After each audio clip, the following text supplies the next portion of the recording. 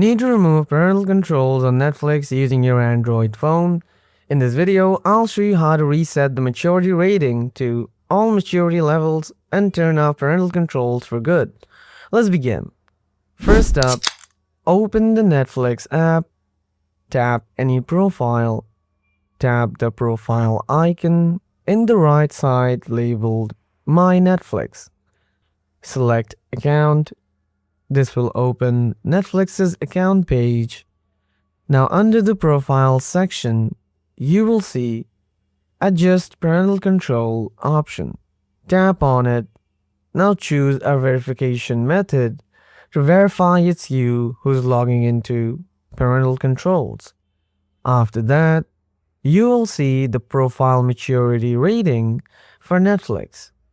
Move the maturity slider to choose all maturity levels or your country's equivalent highest rating, so nothing is blocked. Maturity rating varies by countries, so each country may have it differently. For me, I'll select the 18 plus rating. This effectively disables the filter. If you've previously blocked specific titles, you can also clear those entries so they're no longer blocked. After all of this is done, tap Save to confirm. All set. Parental controls are now turned off for that Netflix profile.